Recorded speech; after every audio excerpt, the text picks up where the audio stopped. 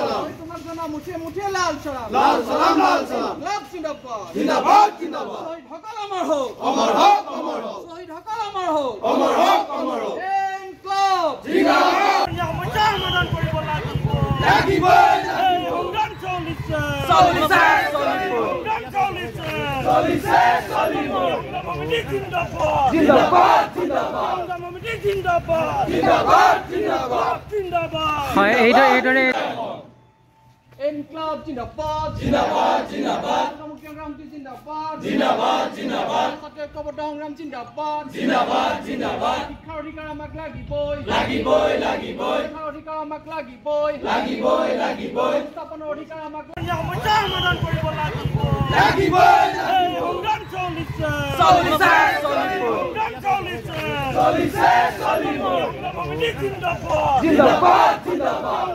জিন্দাবাদ জিন্দাবাদ জিন্দাবাদ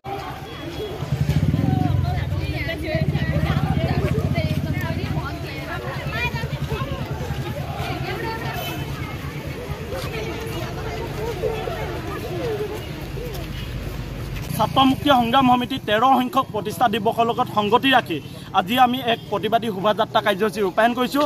আজি আমাৰ এই প্ৰতিবাদী কাৰ্যসূচীত আমি চৰকাৰক দাবী জনাইছোঁ যে আমাৰ বান গৰাখহনীয়া সমস্যা ৰাষ্ট্ৰীয় সমস্যা ৰূপে ঘোষণা কৰিব লাগে আৰু শিক্ষা বাণিজ্যিকৰণ বন্ধ কৰিব লাগে। আপোনালোকে জানে শিক্ষা বাণিজ্যিকৰণ হোৱাৰ ফলত বহুত ছাত্ৰ ছাত্ৰীয়ে আধাতে জীৱন সামৰিবলগীয়া হৈছে, তেখেতলোকৰ শিক্ষা জীৱন সামৰিবলগীয়া হৈছে, যাৰ ফলত আমাৰ দেশত নিবনুৱা সমস্যাৰ সৃষ্টি হৈছে।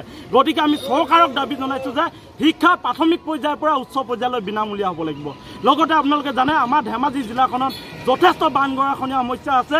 আপোনালোকে জানে আজি বহুদিন মাহ ধৰি আমাৰ 15 নং ৰাষ্ট্ৰীয় ঘাইপথৰ ওপৰত বানপানী গৈ থাকে, কৃত্ৰিম বান যায়। গতিকে এই সমস্যাবোৰ চৰকাৰে কিয় গুৰুত্ব নিদিয়ে?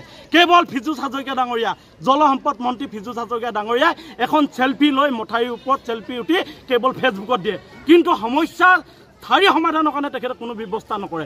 গতিকে ফেচবুকত লিখিলে অসমৰ সমস্যা সমাধান নহয়। আমি তেখেতক আহ্বান অনুৰোধ জনাইছোঁ যে আমাৰ বান গৰাখহনীয়া সমস্যাটো প্ৰকৃতাৰ্থত যদি সমাধান বিচাৰে তেতিয়াহ'লে তেওঁলোকে বিজ্ঞানসন্মতভাৱে ৰাষ্ট্ৰীয় সমস্যা ৰূপে ঘোষণা কৰিবৰ কাৰণে দাবী জনাওক আৰু ৰাষ্ট্ৰীয় সমস্যা ৰূপে বান গৰাখহনীয়া সমস্যাক ঘোষণা কৰক।